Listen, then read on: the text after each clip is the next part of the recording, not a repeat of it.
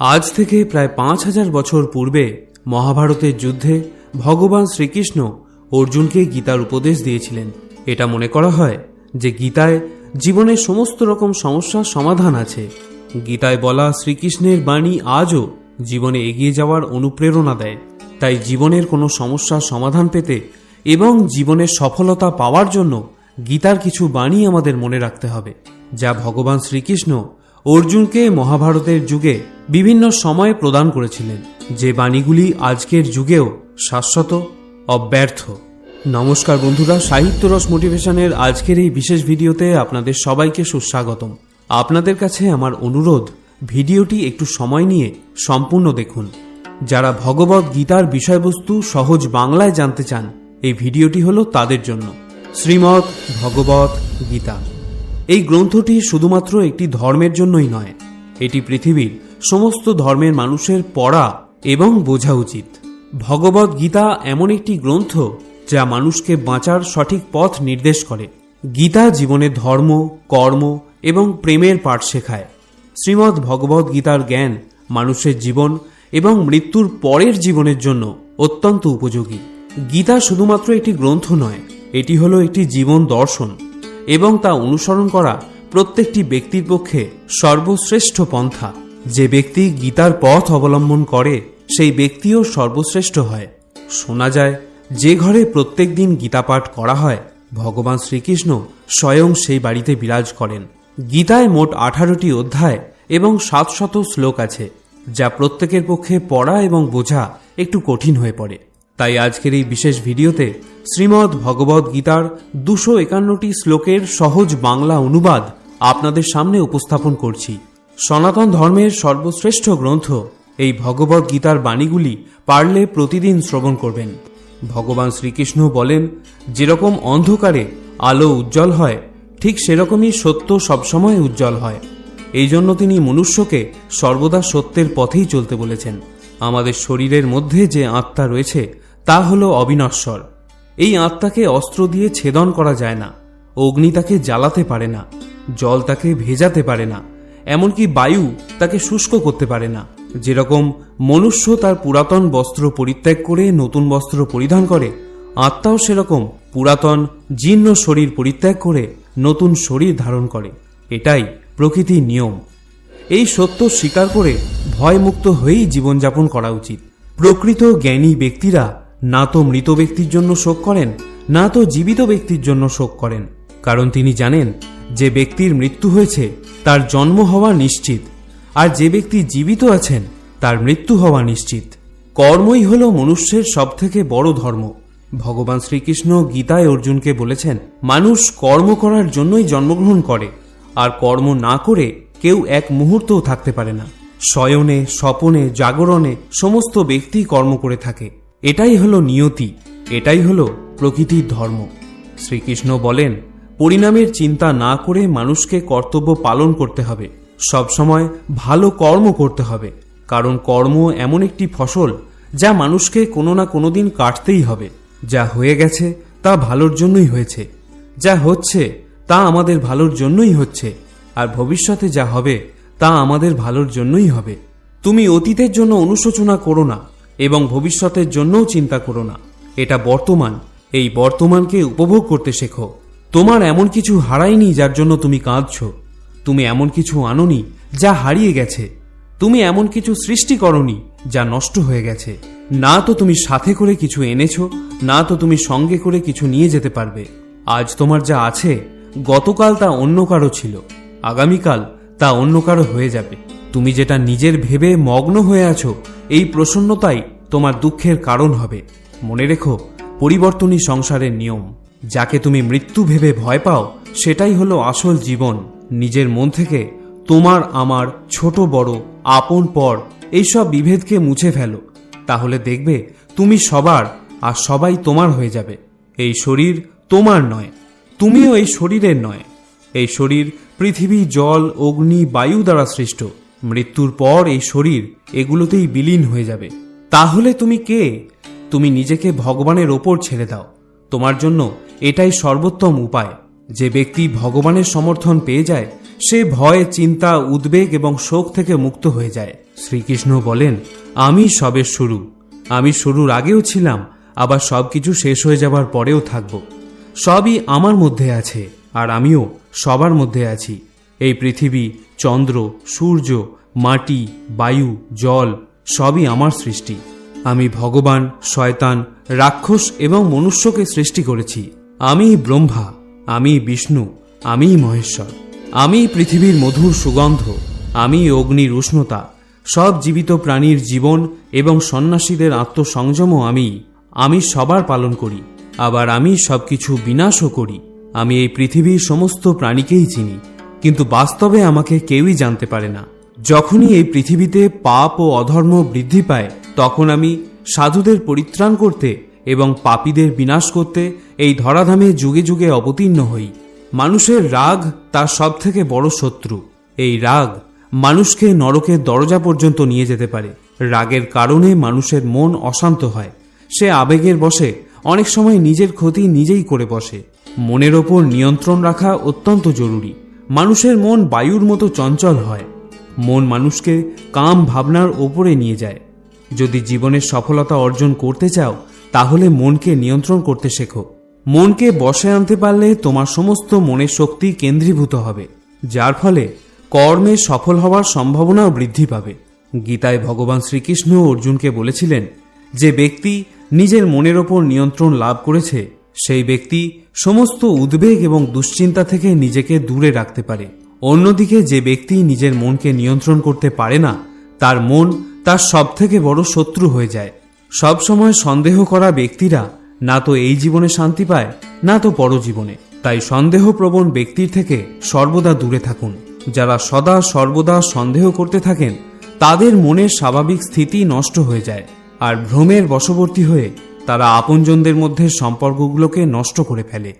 শরীরের সৌন্দর্য মনকে আকর্ষণ করে, কিন্তু স্বভাবের সৌন্দর্য হৃদয়কে আকর্ষণ করে। তাই মানুষের স্বভাব সদা সর্বদা নির্মল হওয়া উচিত। কে কি করছে, কেন করছে এবং কিভাবে করছে, এইসব থেকে যত আপনি দূরে থাকবেন, ততই আনন্দে থাকবেন। জীবনে আমরা কতটা ঠিক এবং কতটা ভুল, তা শুধুমাত্র দুজনেই জানে। এক হলেন পরমাত্মা, আর অন্যজন আমাদের অন্তরের আত্মা। ভগবান শ্রীকৃষ্ণ বলেন, যে মানুষের মধ্যে জ্ঞানের অভাব এবং ঈশ্বরের প্রতি শ্রদ্ধার অভাব রয়েছে, সে মানুষ জীবনে কখনো আনন্দ এবং সফলতা প্রাপ্ত করতে পারে না। মায়া, এই মায়া হল বিনাশের প্রধান কারণ। মানুষের দুঃখের প্রধান কারণও হল এই মায়া। যে যত বেশি মায়া করবে, সে তত বেশি কষ্ট ভোগ করবে। ভগবান বলেন, যে কঠিন পরিস্থিতিতেও তোমার পাশে থাকে, তাকে তুমি সর্বদা পাশে রেখো।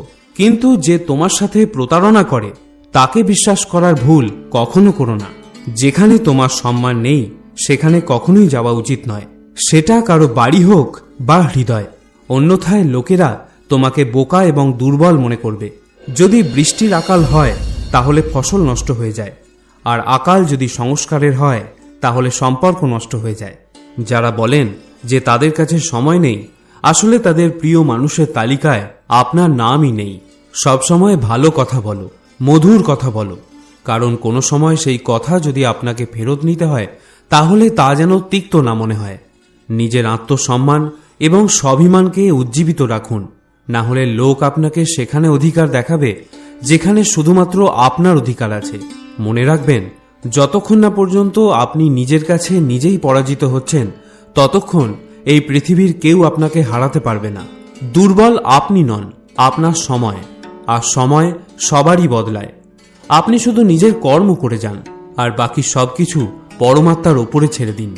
যে কখনো জীবনে সংকট অনুভব করেনি, সে কখনো নিজের শক্তিকে অনুভব করেনি। আমাদের জীবনে যে দুঃখ কষ্ট আসে, বাধা বিপত্তি আসে, সেগুলি আমাদেরকে দুর্বল করতে আসে না, বরং আমাদের ভিতর লুকিয়ে থাকা অমৃত শক্তিকে বাইরে বের করে এনে আমাদেরকে মজবুত করতে আসে।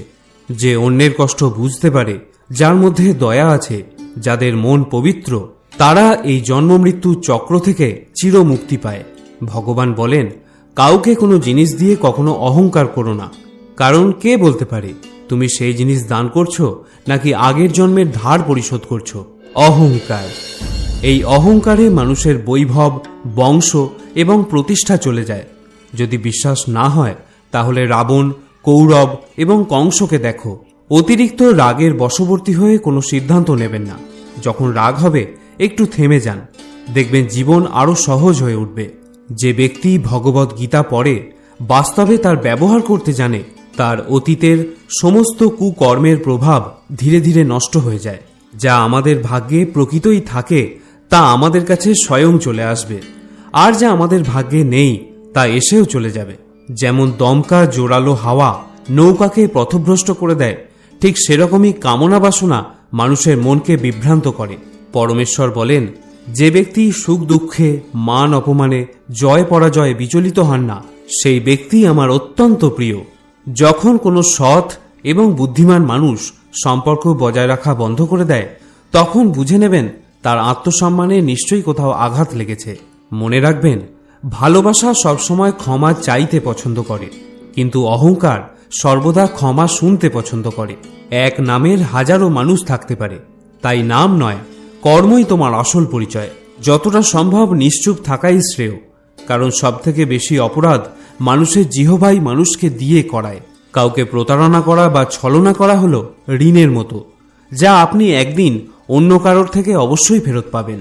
আমরা চক্ষু দিয়ে সবাই দেখতে পাই, কিন্তু একটি ভালো দৃষ্টি হলো সেটাই যে নিজের মধ্যে দোষ এবং অন্যের গুণ দেখতে পায়। সেই ব্যক্তিকে কখনো বিশ্বাস করো না যে সময়ের সাথে নিজের স্বভাবকে পরিবর্তন করে ফেলে। জীবনে কখনো অন্যের সাথে নিজেকে তুলনা করবেন না।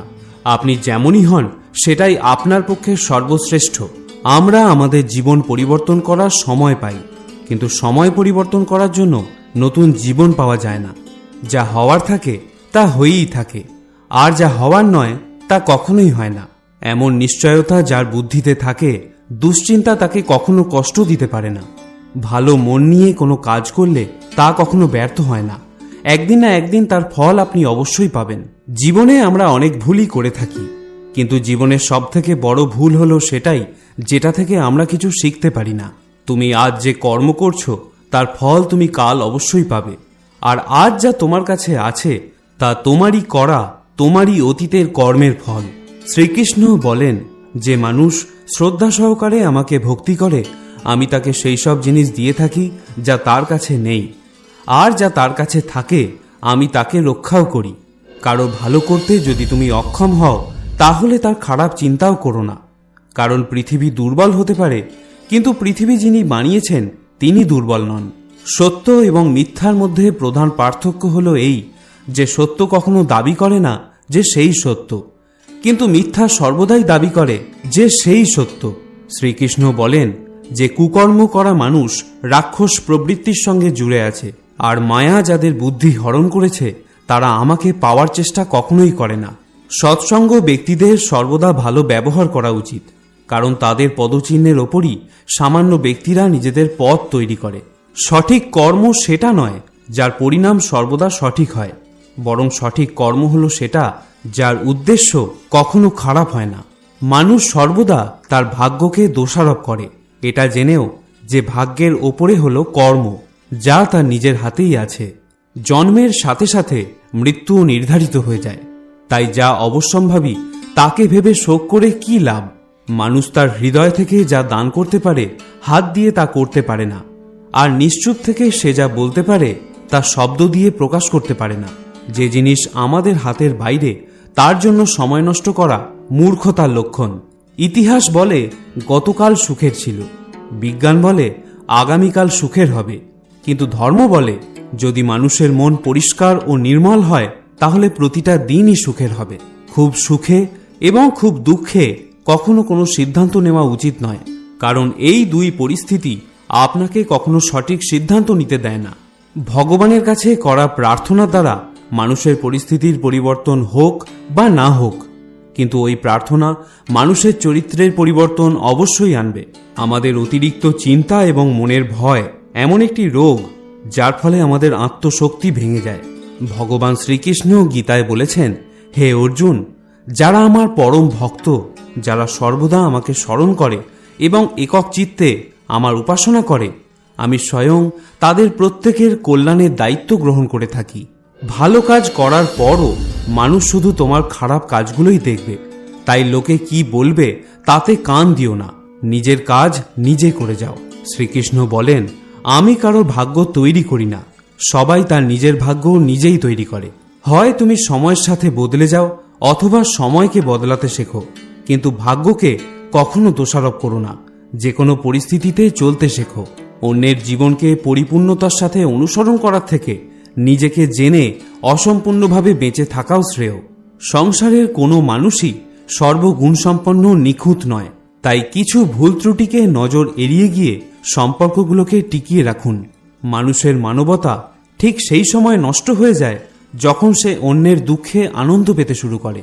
সময় আমাদের শেখায় জীবন না তো কারোর জন্য অপেক্ষা করে, না তো কারোর জন্য থেমে থাকে। মানুষকে তার কর্মের সম্ভাব্য ফলাফলের দ্বারা প্রাপ্ত জয় পরাজয়, লাভ ক্ষতি, সুখ দুঃখ ইত্যাদির সম্ভাব্য পরিণতির কথা ভেবে চিন্তাগ্রস্ত হওয়া উচিত নয়। অহংকার আর সংস্কারের মধ্যে পার্থক্য আছে। অহংকার অন্যের মাথা নত করে খুশি হয়, কিন্তু সংস্কার স্বয়ং মাথা নত করে খুশি হয়। যখন পরিবারের সদস্যদের অপ্রীতিকর মনে হয় এবং অপরিচিতদের নিজের মনে হয়, তখন বুঝে নিও ধ্বংসের সময় শুরু হয়ে গিয়েছে। একজন কর্মযোগী নিজের মনের সমস্ত লালসাকেই পরিত্যাগ করে। জীবনের কর্তব্যবোধে কাজ সে নিশ্চয়ই করে, কিন্তু কোনো কার্যে আবদ্ধ হয় না। অর্থাৎ যে ব্যক্তি নিজের কর্মে আশা এবং আকাঙ্ক্ষা রাখে না, সেই ব্যক্তির কর্মের পূর্ণতা প্রাপ্তি ঘটে। যার মন সফলতা এবং বিফলতায় সমভাবাপন্ন থাকে, সেই রূপ ব্যক্তিকেই কর্মযোগী বলা হয় এবং এই রূপ ব্যক্তি জীবনে বারংবার সফল হয়। গীতায় ভগবান শ্রীকৃষ্ণ অর্জুনকে বলেছিলেন, হে অর্জুন, আশা থেকে কামনার উদ্ভব হয়, কামনা থেকে অসন্তোষের উদ্ভব হয়, অসন্তোষ থেকে ক্রোধ উৎপন্ন হয়, আর এই ক্রোধ থেকে মোহ জন্ম নেয়। এই মোহ উৎপন্ন হলে মানুষ আচার ব্যবহারের জ্ঞান ভুলে যায়। জ্ঞান ভুলে গেলে বুদ্ধি চলে যায়, সে অনুচিত কার্য করতে থাকে এবং সমাজ এইরূপ ব্যক্তিদের শত্রু হয়ে যায়। তাই হে অর্জুন, তুমি সমস্ত কর্ম আমাকে সমর্পণ করে সমবুদ্ধিরূপ যোগ অবলম্বন করো। মতপরায়ণ হয়ে নিরন্তর আমাকে পাওয়ার চেষ্টা করো, তাহলেই তুমি আমার কৃপায় সনাতন অবিনাশী পরম পদ প্রাপ্ত হবে। শ্রীমদ্ ভগবদ্ গীতার নির্দেশকে যথাযথভাবে অনুসরণ করতে পারলে অতি সহজেই সমস্ত ভয় এবং উদ্বেগ থেকে মুক্ত হওয়া যায়। এই জীবনে ভয় ও শোকাদি বর্জিত হয়ে পরবর্তী জীবনে চিন্ময় স্বরূপ অর্জন করা যায়। কেউ যদি আন্তরিকভাবে এবং অত্যন্ত গুরুত্ব সহকারে ভগবদ্ গীতা পাঠ করে, তাহলে ভগবানের করুণায় তার অতীতের কোনো পাপকর্মের ফল তাকে প্রভাবিত করতে পারে না। প্রতিদিন জলে স্নান করে মানুষ নিজেকে পরিচ্ছন্ন রাখতে পারে, কিন্তু কেউ যদি ভগবদ্ গীতার গঙ্গা জলে একটিবারও স্নান করে, তাহলে তার জড়জীবনের মলিনতা একেবারে বিনষ্ট হয়ে যায়। যেহেতু ভগবদ্ গীতার বাণী স্বয়ং পরম পুরুষোত্তম ভগবানের মুখনিসৃত বাণী, তাই এই গ্রন্থ পাঠ করলে আর কোনো বৈদিক সাহিত্য পড়বার দরকার হয় না। গভীর নিষ্ঠা ও আন্তরিকতার সঙ্গে নিয়মিতভাবে ভগবদ্ গীতা শ্রবণ এবং কীর্তন করলে আমাদের অন্তর্নিহিত ভগবৎ ভক্তির স্বাভাবিক বিকাশ ঘটে। বর্তমান জগতে মানুষের নানা রকম কাজে এতই ব্যস্ততা থাকে যে তাদের পক্ষে সমস্ত বৈদিক সাহিত্য পাঠ করা সম্ভব নয়, আর সমস্ত বৈদিক সাহিত্য পড়বার প্রয়োজনও নেই। এই একটি গ্রন্থ ভগবদ্ গীতা পাঠ করলে মানুষ সমস্ত বৈদিক জ্ঞানের সারমর্ম উপলব্ধি করতে পারে, কারণ ভগবদ্ গীতা হল বেদের সার এবং এই গীতা স্বয়ং ভগবানের মুখনিসৃত উপদেশ বাণী। ঈশ্বর পরমঃ কৃষ্ণ সচ্চিদানন্দ বিগ্রহ অনাদিরাদির গোবিন্দ সর্বকারণ কারণম। বন্ধুরা, আজকের এই ভিডিওটি যদি আপনার ভালো লাগে তাহলে একটি লাইক করতে ভুলবেন না, আর তার সাথে আপনার আপনজনদের মধ্যেও এই ভিডিওটি শেয়ার করে নিন। দেখা হবে আবার অন্য একটি ভিডিওতে। ততক্ষণের জন্য ভালো থাকুন, সুস্থ থাকুন। জয় শ্রীকৃষ্ণ।